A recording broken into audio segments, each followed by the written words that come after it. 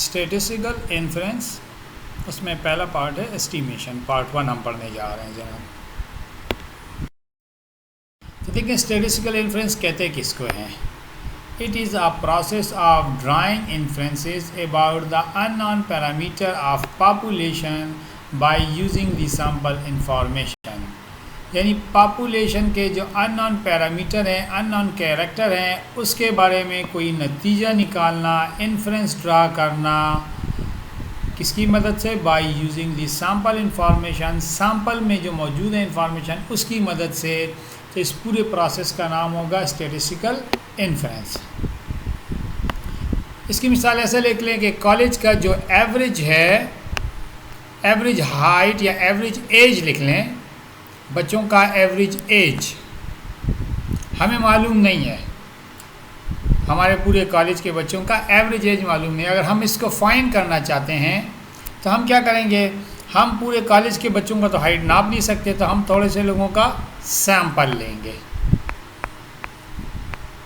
जब हम थोड़े से लोगों का सैंपल ले लेंगे तो उस सैंपल के बेसिस पर हम उस सैंपल से हाइट लेंगे और उस सैंपल के बेसिस पर हम रिज़ल्ट ड्रा करेंगे। फ़र्ज़ करें सैंपल लिया और हम लोगों ने एवरेज फाइंड किया और एवरेज आपके पास आ गया कि एवरेज एज हमारे पास 19 साल के स्टूडेंट्स हमारे पास कॉलेज में मौजूद हैं, जबकि पॉपुलेशन का एवरेज यानी म्यू वो अननोन था, वो हम फाइंड नहीं कर सकते थे क्योंकि पूरे कॉलेज के हाइट या सारे बच्चों का एज फाइंड करना बड़ा मुश्किल होता है। इसलिए पॉपुलेशन की जगह हम लोगों ने सैंपल यूज़ किया और सैंपल से रिज़ल्ट ही आ गया।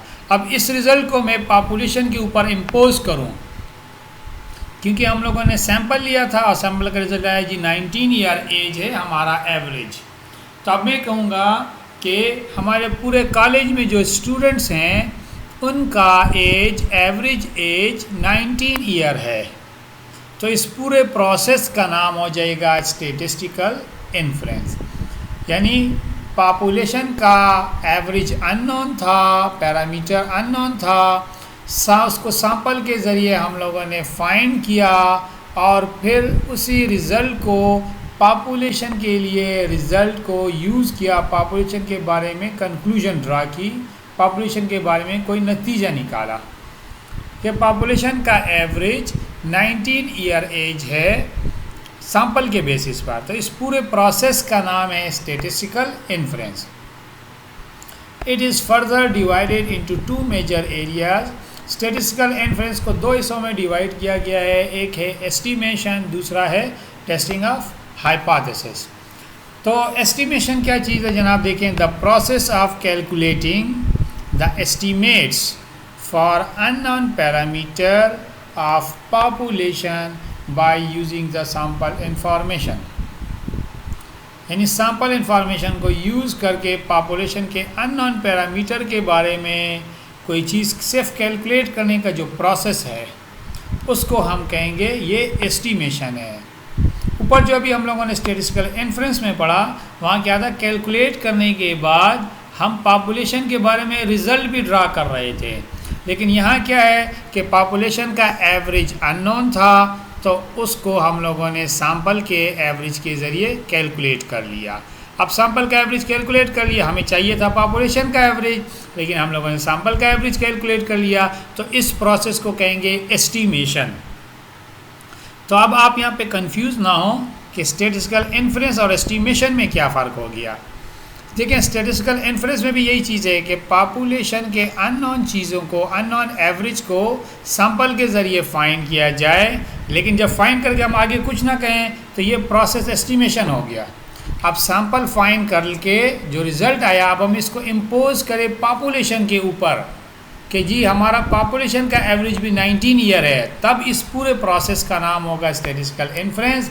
और हम पॉपुलेशन के बारे में कुछ भी ना कहें, हमें पॉपुलेशन का अननोन पैरामीटर सैंपल के ज़रिए फाइंड कर लिया, बस फाइंड करके स्टॉप कर दें, तो यहाँ तक का जो प्रोसेस होगा उसको हम कहेंगे estimation. It is divided into 2 parts. Estimation के 2 हिस्से हैं, पॉइंट एस्टिमेशन और इंटरवल एस्टिमेशन। इसको आगे पढ़ेंगे, लेकिन इससे पहले ये कुछ चीज़ें हैं, टर्मिनोलॉजीज़ हैं। एस्टिमेटर किसको कहा जाता है, द रूल, लॉ, फार्मूला, यानी रूल हो या लॉ हो या कोई formula which is used in sample, जो कि सैम्पल के ऊपर अप्लाई होता है, to calculate the unknown parameter of population is called estimator. यानी जो फार्मूला आपने यूज़ किया पॉपुलेशन के अननोन पैरामीटर को फाइंड करने के लिए, किस पे अप्लाई करके, सैम्पल पे। जिस तरह पॉपुलेशन का अननोन पैरामीटर म्यू था, हम लोगों ने सैम्पल के लिए एक्स बार का फार्मूला यूज़ किया। अब ये जो एक्स बार का फार्मूला है आपके पास, एक्स बार जैसे भी आपने फाइंड किया, तो ये जो फार्मूला है आपके पास, इस फार्मूले को हम क्या कहेंगे, ये फार्मूला आपके पास एस्टीमेटर बन जाएगा, क्योंकि ये फार्मूला यूज़ हुआ है किसके लिए, अननोन पैरामीटर को फाइंड करने के लिए। तो जो फार्मूला यूज़ हो रहा है उस फार्मूले को हम क्या कहेंगे, एस्टीमेटर। अच्छा, अगला है estimates. The numerical result which is obtained by applying formula on sample for unknown parameter is called estimates. यानी यहाँ पे एस्टीमेशन प्रोसेस के दौरान जो आपको रिज़ल्ट आया है, न्यूमेरिकल रिज़ल्ट, इस न्यूमेरिकल वैल्यू को हम क्या कहेंगे, एस्टीमेट्स कहेंगे। तो यहाँ पे देखिए तीन बातें हो गई, एक प्रोसेस है, एक फार्मूला है, एक रिज़ल्ट है। जो रिज़ल्ट है वो किसके लिए है, अननोन पैरामीटर के लिए। कहाँ से आया है, सैम्पल से आया है। यानी सैम्पल से जो रिज़ल्ट आया है किसके लिए आया था, पॉपुलेशन अननोन पैरामीटर के लिए, पॉपुलेशन के पैरामीटर के लिए, पॉपुलेशन के अननोन कैरेक्टर के लिए। तो उस न्यूमेरिकल आंसर को हम एस्टीमेट्स कहेंगे। उस न्यूमेरिकल आंसर को हासिल करने के लिए जो फार्मूला यूज़ किया गया है उसको एस्टीमेटर कहेंगे। और इस पूरे प्रोसेस को, ये जो पूरा प्रोसेस था, इस प्रोसेस को एस्टीमेशन कहेंगे। अब एस्टीमेशन करने के बाद अगर हम इस रिज़ल्ट को पॉपुलेशन के ऊपर इम्पोज कर दें कि जी सैम्पल का जो रिज़ल्ट है पॉपुलेशन का भी ऐसा ही रिज़ल्ट होगा, सैम्पल का एवरेज 19 है, पॉपुलेशन का एवरेज भी 19 होगा, तो ये प्रोसेस फिर हो जाएगा स्टैटिस्टिकल इन्फरेंस। तो देखिए यहाँ पे स्टेप बाय स्टेप तीन चीज़ें हो गई कि एक पूरा बड़ा सा प्रोसेस है जो पॉपुलेशन के बारे में इम्पोज किया जाता है, एक ये कि पॉपुलेशन के लिए अननोन चीज़ों को कैलकुलेट कर लिया जाता है, दूसरा कैलकुलेट करने के लिए जो फार्मूला यूज़ किया जाता है, तीसरा फार्मूले का जो रिज़ल्ट आता है। तो जो रिज़ल्ट है उसको एस्टीमेट्स कहा जाएगा, जो फार्मूला है उसको एस्टीमेटर कहा जाएगा। कि पॉपुलेशन के अननोन पैरामीटर के लिए जो चीज़ें आपने सैम्पल से कैलकुलेट करने का जो प्रोसेस था उसको एस्टीमेशन करेंगे। कैलकुलेट करने के बाद जब आप पॉपुलेशन पे इसको इम्पोज करेंगे तो ये स्टैटिस्टिकल इन्फरेंस बन। नेक्स्ट आपके पास अभी हम लोगों ने पढ़ा कि एस्टीमेशन के दो टाइप्स हैं, पॉइंट एस्टीमेशन और इंटरवल एस्टीमेशन। तो पॉइंट एस्टीमेशन देखें, the process of estimation in which we get single numerical result is called point estimation, or the process in which we calculate the non-parameter by using the sample information and we get single result। कि हम लोगों को अगर population का parameter के लिए, यानी population का म्यू, जिसे अभी पीछे चेक किया कि पॉपुलेशन का एवरेज म्यू अननोन था, उसको हम लोगों ने, ये पॉपुलेशन के लिए था, उसको हम लोगों ने क्या किया, सैंपल के ज़रिए एक्स बार के ज़रिए फाइंड किया और आंसर आया था 19। तो ये देखिए ये सिंगल आंसर आया था। तो इस प्रोसेस को हम कहेंगे कि ये हमारे पास क्या है, ये पॉइंट एस्टीमेशन है। अच्छा, नेक्स्ट है interval estimation, the process in which we calculate the unknown parameter by using the sample information and we get result in the form of interval is called interval estimation. अब यहाँ क्या है, अगर हम लोगों को पॉपुलेशन के अननोन पैरामीटर के बारे में सैंपल के ज़रिए जो चीज़ कैलकुलेट किया, अगर वो सिंगल आंसर मिला, ऐसा फार्मूला यूज़ हुआ है कि सिंगल आंसर मिला, तो उसको हम कहेंगे पॉइंट एस्टीमेशन। और अगर हम लोगों ने कोई ऐसा फार्मूला यूज़ किया है जिससे हमें रिज़ल्ट इस तरह मिल जाए कि जी एवरेज एज है 19 से लेकर के 22 ईयर्स तक। अब देखिए ये एक इंटरवल के फॉर्म में हमें आंसर मिल गया है। ये आंसर, अब ऐसा फार्मूला यूज़ हुआ यहाँ पे कि इंटरवल के बारे में मिल गया कि अननोन पैरामीटर पे के लिए हम लोगों ने सैंपल पे एक ऐसा फार्मूला यूज़ किया जिससे आंसर इंटरवल के फॉर्म में मिल गया। तो इस प्रोसेस को इंटरवल एस्टीमेशन कहेंगे।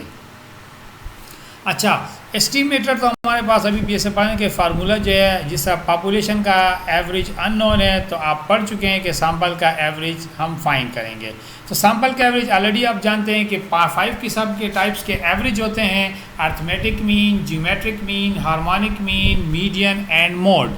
अब इनमें से कौन सा एक दूसरे के कंपेयर अच्छा है? ख़राब तो कोई नहीं है, लेकिन कौन सा ज़्यादा बेहतर है, हम किसको यूज़ करें? तो उसके लिए हमारे पास नेक्स्ट टॉपिक आता है क्राइटेरिया फॉर गुड पॉइंट एस्टीमेटर्स।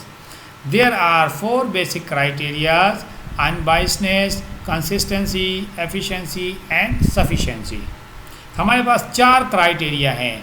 अब चारों में से बाज़ फार्मूले हैं वो चारों को सेटिस्फाइड करते हैं, बाज़ फार्मूले 2 को सेटिस्फाइड करेंगे, बाज़ फार्मूले किसी को नहीं करेंगे। जो किसी को नहीं करेगा इसका ये मतलब नहीं है कि वो ख़राब है, इसका मतलब है कि वो दूसरों की निस्बत ज़्यादा अच्छा है, अच्छा नहीं है, वो दूसरों की निस्बत ज़्यादा अच्छा नहीं है। अब अगर एक फार्मूला वो 2 प्रॉपर्टीज़ को सेटिस्फाइड करता है और दूसरा फार्मूला 3 को सेटिस्फाइड करता है, तो 3 को सेटिस्फाइड करने वाला ज़्यादा अच्छा है, 2 को सेटिस्फाइड करने वाला उसकी निस्बत कम अच्छा है। तो फर्स्ट प्रॉपर्टी पढ़ते हैं अनबाइसनेस। ये क्या चीज़ है? बाइस कहते हैं एरर को, अनबाइसनेस मीन मतलब no error. An estimator is said to be unbiased. उसको अनबाइस्ड कब कहेंगे? If its expected value is equal to its parameter. Expected value क्या मतलब जी? एक्सपेक्टेशन आप रैंडम वेरिएबल 7 नंबर चैप्टर में ऑलरेडी पढ़ चुके हैं, एक्सपेक्टेड वैल्यू ऑफ एक्स। तो अगर उस वेरिएबल का उस एस्टीमेटर का यानी जो फार्मूला है, जैसे एक्स बार फार्मूला है, उसका एक्सपेक्टेशन लें और वो उसके पैरामीटर के बराबर आ जाए, तो उसको हम कहेंगे वो हमारे पास अनबाइस्डनेस है। फॉर एग्जांपल लिख देंगे, इसको एक्सप्लेन किया गया आगे कि let theta head is an estimator for the parameter theta. अगर हमारे पास अननोन पैरामीटर थीटा है, उसके लिए सैंपल फार्मूला थीटा हेड है, then theta head is said to be unbiased if its expected value is equal to its parameter. Mathematically देखें यहाँ लिखा गया है कि ई ऑफ थीटा हेड यानी expected value of theta head, head लग गया, इसका मतलब है एस्टीमेटर है, हम लोगों ने इसको सैंपल पे अप्लाई करना है, फार्मूला सैंपल का है कि एस्टीमेटर, इसको हम सैंपल स्टेटिस्टिक भी कहते हैं। एस्टीमेटर का एक्सपेक्टेशन अगर इक्वल टू थीटा है तो हम इसको कहेंगे कि थीटा हेड इज़, फिर हम क्या कहेंगे? Theta head is biased. अगर ये इक्वल ना हुआ, सॉरी ये अगर इक्वल है तो हम इसको कहेंगे अनबाइस्ड है यानी नो एरर है। और अगर ये इक्वल ना हुआ यानी expected value of theta head is not equal to theta, तो हम कहेंगे कि ये थीटा हेड क्या है? वो बाइस्ड होगा, उसके अंदर एरर होगा।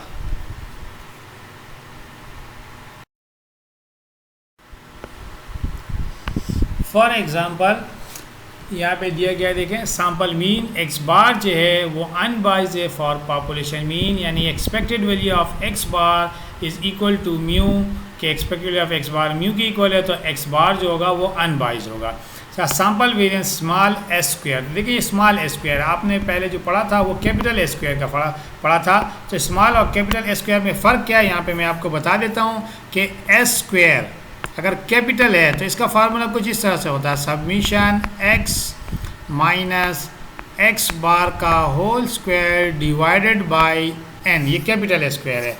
और अगर स्मॉल एस स्क्वायर है तो इसका फार्मूला होगा, सेम फार्मूला है देखें, summation x minus x bar का whole square divided by n की बजाय n माइनस 1 हो जाएगा। बस स्मॉल स्क्वायर में ये फ़र्क है आपके पास। तो देखिए स्मॉल स्क्वायर के बारे में कहा गया है कि sample variance small square is unbiased estimator for population variance. Population variance के लिए ये क्या है? अनबाइस्ड है। Sample proportion p head is unbiased for population proportion p, expected value of पीटा है p हेड इज p, यानी कि p हेड सैंपल प्रोपोर्शन जो है वो आपके लिए अनबाइस्ड है। प्रोपोर्शन क्या होता है? वो ऐसा है कि फर्ज कर लें कि आपके पास एक रोटी है, आपने उससे एक टुकड़ा खा लिया, 4 टुकड़ा किया और एक टुकड़ा खा लिया, तो आपने कितना प्रोपोर्शन खाया? तो उसको हम कहेंगे 1/4 प्रोपोर्शन आप खा चुके हैं। बाकी कितना प्रोपोर्शन बच गया? 3/4 प्रोपोर्शन बाकी बच गया। अब आपके क्लास में अगर 50 स्टूडेंट्स हैं और 10 फीमेल्स हैं, तो फीमेल का प्रोपोर्शन क्या हो जाएगा 10/50 और मेल का प्रोपोर्शन हो जाएगा 40/50। अगर expected value of theta head बराबर ना हो तो फिर तो हम पढ़ चुके हैं कि बाइस्ड होगा, एरर होगा, लेकिन फिर इक्वल ना हो तो फिर दो पॉसिबिलिटीज़ हैं कि expected value of theta head less than theta होगा, तो then theta head will be negatively biased and it is under estimation. और अगर expected value of theta head greater than theta हुआ तो then theta head will be positively biased and it is over estimation. अच्छा, next है आपके पास point efficiency. तो efficiency को देखते हैं जनाब। Let T1 and T2 are two unbiased estimator for parameter θ1 and θ2। आपके पास दो पैरामीटर है पॉपुलेशन के जो कि अननोन है, एक θ1 और एक θ2। तो θ1 के लिए जो सैंपल से आप कैलकुलेट करेंगे एस्टिमेटर वो T1 होगा और θ2 के लिए जो कैलकुलेट करेंगे वो T2 होगा। अब हम T1 को कहेंगे T1 is said to be efficient. T1 को T2 की निस्बत एफिशिएंट कब कहेंगे? If variance of T1 is less than variance of T2, कि T1 का वेरिएंस लेस हुआ T2 के वेरिएंस से तो T1 एफिशिएंट होगा। अगर T2 का वेरिएंस लेस हुआ तो T2 एफिशिएंट होगा। यानी जो एस्टीमेट, लेकिन इनके लिए देखें यहाँ पे दो कंडीशंस हैं। एफिशिएंसी के लिए कंडीशन क्या है जी? अनबाइज्ड होना लाजमी है। एफिशिएंसी के लिए अनबाइज्ड होना लाजमी है कि दोनों के दोनों अनबाइज्ड हों, उसके बाद हम देखेंगे दोनों में से जिसका वेरिएंस कम होगा वो एफिशिएंट होगा। For example, sample mean x bar is more efficient for population mean mu as compare to sample median. यानी मीन भी एक एवरेज है, मीडियन भी एक एवरेज है, लेकिन मीन जो है ज़्यादा एफिशिएंट है एज़ कंपेयर टू मीडियन। और दोनों के दोनों पहले हम चेक करते हैं कि अनबाइज्ड है, दोनों के दोनों अनबाइज्ड हैं, लेकिन मीन ज़्यादा एफिशिएंट है, उसका वेरिएंस कम होता है और मीडियन का वेरिएंस ज़्यादा होता है।